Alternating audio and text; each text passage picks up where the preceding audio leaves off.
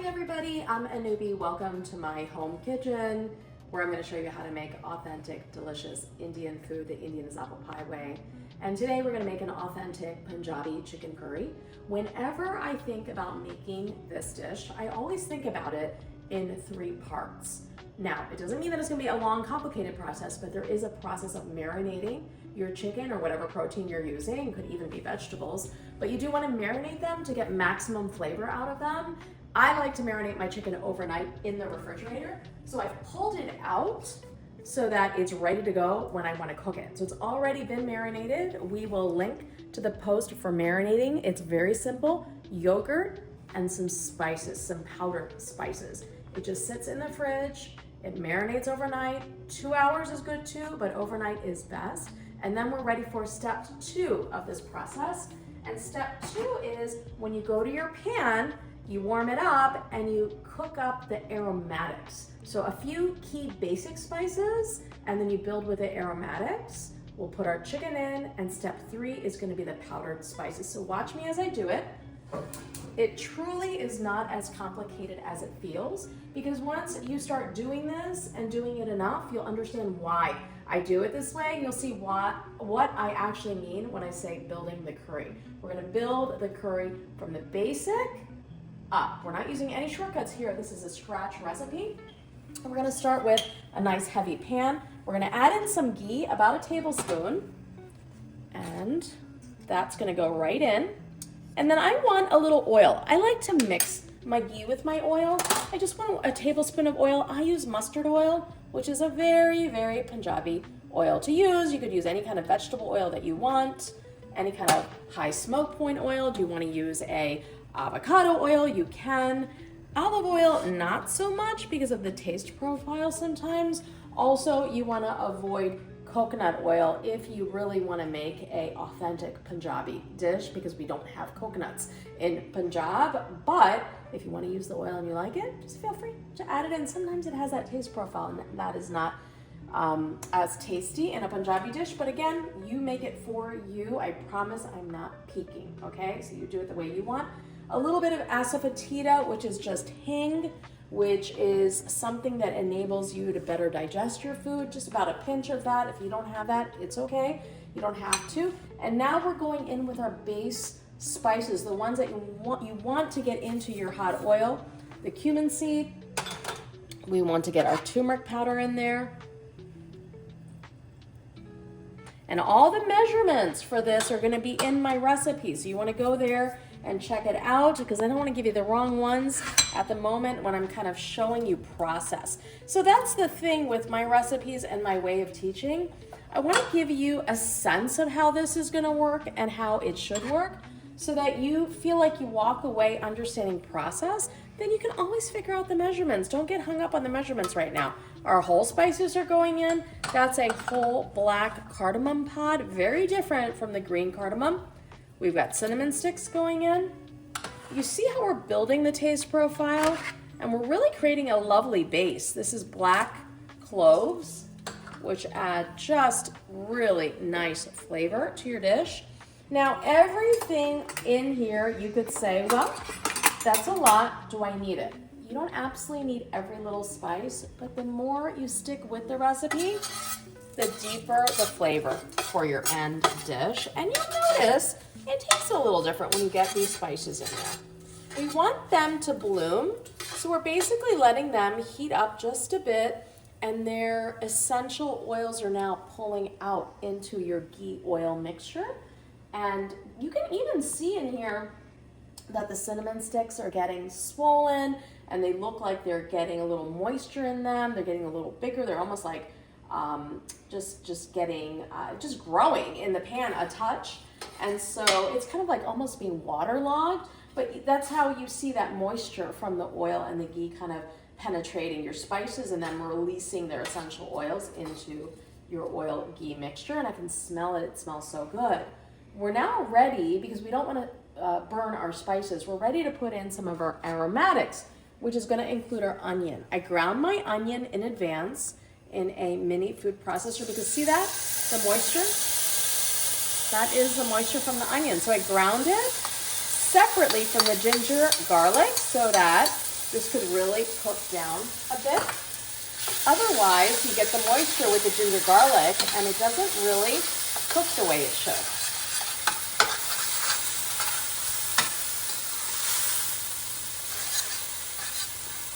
This is, you can consider your base, right? So this is your base.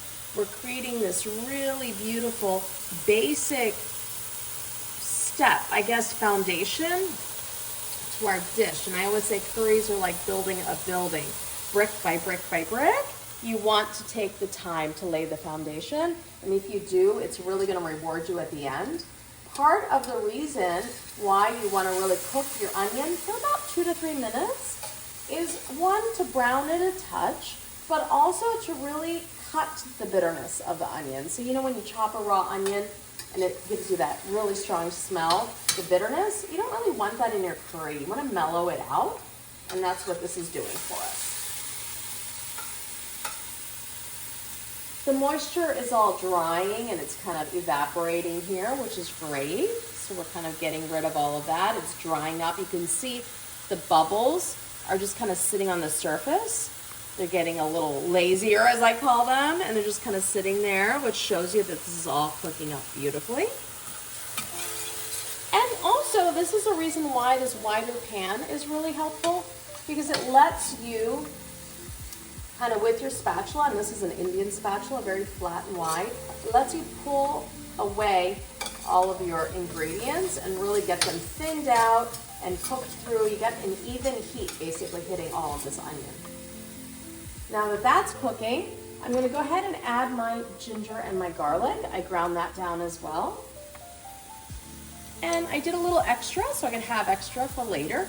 Just about a heaping tablespoon, we'll throw that in there.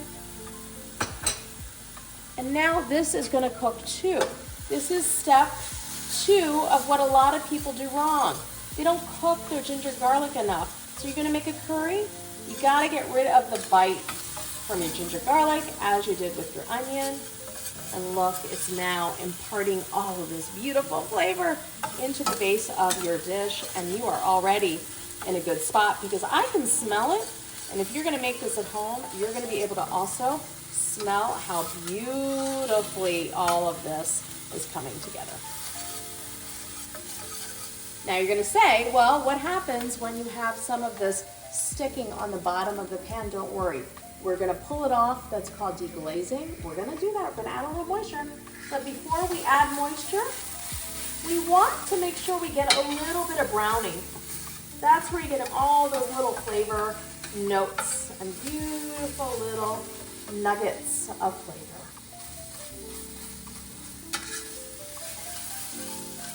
All right. So that looks amazing. Now what I want to do is create a little bit of a base with our tomato. We're going to now add our tomato. It's pureed, and I want all of that moisture. Be careful because you're going to feel that steam coming off. So hit the pan because that's what's pulling all of the nuggets of flavor that are burned on the bottom of this pan off, right? So effectively deglazing, everything's coming off. That's what you want. And now we're going to add in some tomato paste to make it even more robust. We want to let that cook down a bit. And with my heat, I kind of play around with it. If it feels like it needs a little bit more, I'll just increase the heat a touch. And I've got some unsalted tomato paste that's going to go in. And all this does, it gives you a little bit of more robust flavor. And I really like it. I like that little extra to my curry or my gravy.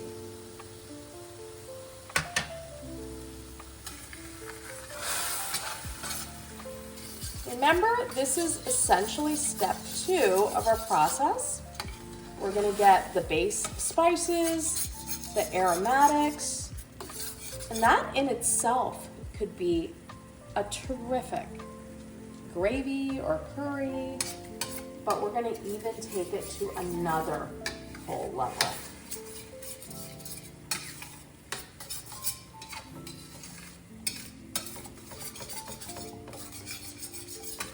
My husband husband loves this dish, and so I bought the chicken a couple of days ago thinking I was gonna make it right away. He was really disappointed coming home every day saying, "Where's my chicken curry?"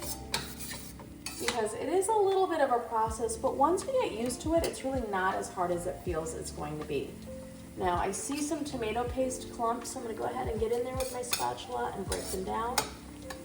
I want it to cook evenly and kind of mix together nicely. If that tomato paste does break down, you see the curry or the sauce kind of just thicken up and get really nice and brilliantly red. I really like that.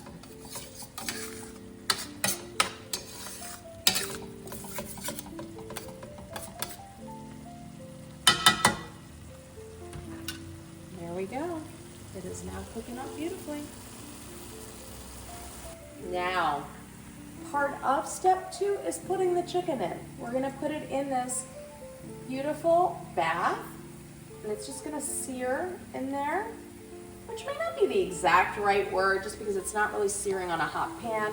It's kind of getting in there in the tomato broth, the tomato, and in the tomato paste. And I just wanted to kind of sit in there and cook on that one side before I flip it. Now you could use boneless chicken, but I use bone-in, which just means that it's a whole chicken that has been cut off without the skin. That's the key on our chicken curry. No skin. Because when you don't have the skin, then that marinade can really penetrate your chicken. The yogurt keeps it really nice and moist. I didn't, if you notice, put in the extra marinade yet. I will in a moment. I just want this to cook a bit. I'm gonna flip the pieces and let them just cook a little bit as well.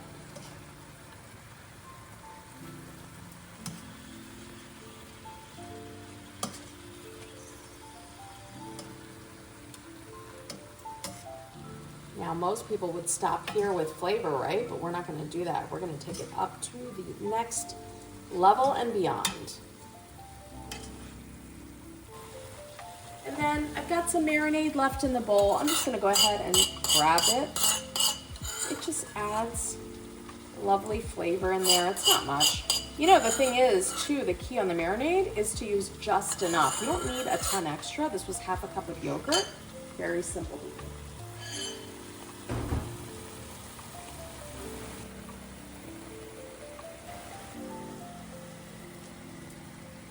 This looks so amazing already, but now we've got to zap it with part 3. Part 3 are the powdered spices. The only real powdered spice we've used so far is turmeric powder, and now we're going to go ahead and grab our garam masala. Garam means warming. This is going to go in here. It's a warming spice blend. Lots of great ingredients in there. Coriander powder. Some cayenne chili powder or red chili powder. The Indian version is very hot, so be careful. We've got some salt. Now this one's a unique one. It's a kasuri methi, fenugreek leaves. It's an important one to Punjabi cooking. The way you really get maximum flavor out of it is you crush it. See how I crush it going in? I'm not gonna lie, I probably used a little extra from what the recipe recommended. I kind of always do. And then our green Thai chilies, I just put them in sliced halfway, right in there. And now we want our curry or our gravy. We get that by adding some water. Now this could take a total of 3 cups of water. It just depends on how much moisture you get from the chicken. But I'm gonna start with just 1 cup because what we're trying to do here is we are just simply building our curry. And let me get in here and just flip the chicken a little bit. Give it a nice stir.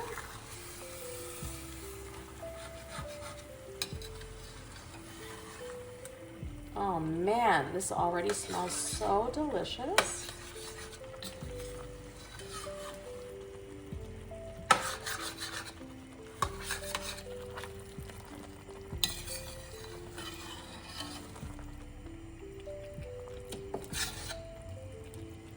And now, let's let it cook. We're gonna turn that heat down a touch. We're gonna let it cook, covered with the lid slightly ajar, just to release a little bit of steam for about 5 minutes. I'll set my timer.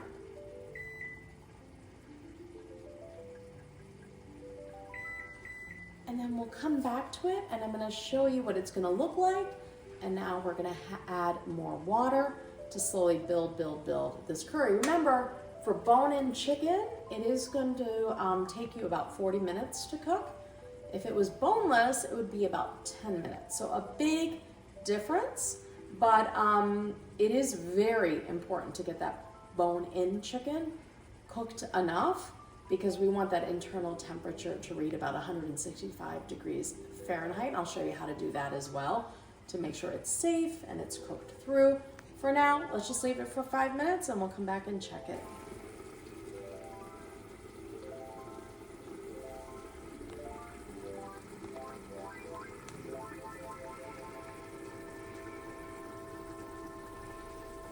My timer just went off. It's been 5 minutes. We want to go back in here and see what this looks like. Look at this. Come on in. Wow. Just wow. It looks so vibrant, so good, so delicious, but don't let it mislead you. Remember, this is bone-in chicken. We want it to cook that full 40 minutes. And we also want more rasa or juice, right? Some more curry. So to get that and achieve it, we just keep adding more water. We don't want this thickness at the bottom. Some dishes we want that, but not for this. This should be very brothy. And that's why it can take more water. But why do you not add all the water in at once? Well, because the chicken can be different sizes. Maybe some chicken has more moisture than others. So once you add all that water, you really can't get rid of it except by cooking it off. And sometimes if it's too much, well, then you kind of lost all the flavor. You know, you've really lost that opportunity to lock in that flavor. That is why even the best chefs in India, I've watched them do this. They just add that water in slowly. Another option too is to use already boiled water. That is what I typically do. I'll have a kettle going. I'll have it nice and hot. That way you're not bringing down that cooking temperature every time you're adding more fresh water in. And this looks terrific. I'm gonna go ahead and let it sit again and simmer. Now let's just give it another 30 minutes and then we'll check back for the last 10.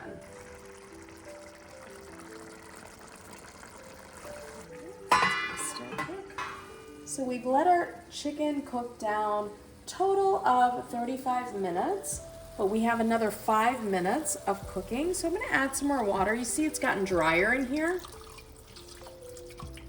but I want that brothiness, and why not just a little bit more?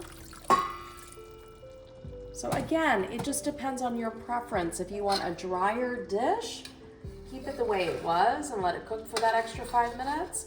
If you want a little bit more brothiness, go ahead and add that water, but you've got to bring it back to a boil and then let it simmer for another 5 minutes, and then we'll check the temperature, the internal temperature of the chicken. It should be good. And I'm sure it's cooked up beautifully on the inside as well. Well, let's just go ahead and let it go there. And then once we get it there and it's all boiling, you'll see how it's really gonna pull together. We'll add another last layer of flavor, and then we're done and ready to eat.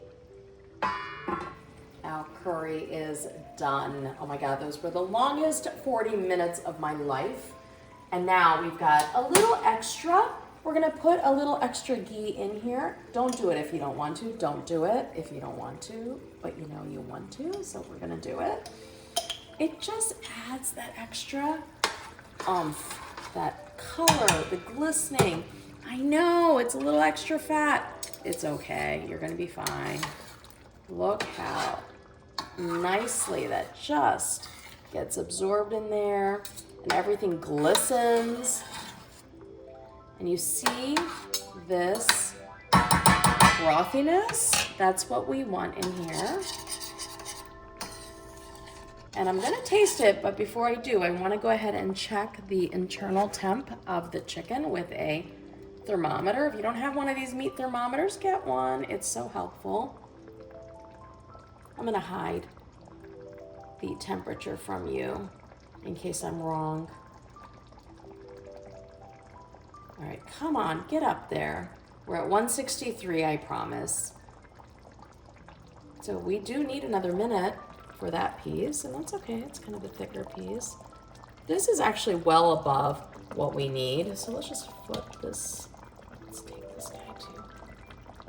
Yep, that's really good. This one may just need a little cooking in there. Maybe we need to go in right there. That is actually looking really good. That's well above what we need. So you need it at 165 or more. Now I will tell you, when we cook our meats, we get them up there. So they're at 170. That is very well cooked, but that's what we like. So don't be nervous about that. I'm just gonna give you a heads up. We don't want anything in here that looks like it's not cooked through. It's gonna be very, very soft because of that marinade. I'm gonna take a quick bite. That is so good. It's really, really good. I will say I pulled back on the salt a little bit. 2 teaspoons instead of 1 tablespoon. I think I want the 1 tablespoon, so add in that extra teaspoon. I might add it into the recipe, I might not. And I want to show you something too. You see how some of the fat here is pooling on the side? That's what you want, and that's what shows you and tells you you've got a fantastically finished curry. It is beyond well done. And look how brothy it is. It is not a butter chicken. This is a typical standard Punjabi chicken curry with lots of rasa or brothiness. That is what you want to bring to the table, and especially for a holiday meal. Come on, you cannot get better than this. Imagine putting this down in the middle of your table, a pot of rice, and letting people go to town. They're gonna absolutely love it. Thanks for joining me today and watching me cook this. I hope you'll find the recipe on indianasapplepie.com. We'll post all the links. And I hope you're gonna make this and let me know how it turns out for you. Talk to you later and see you again.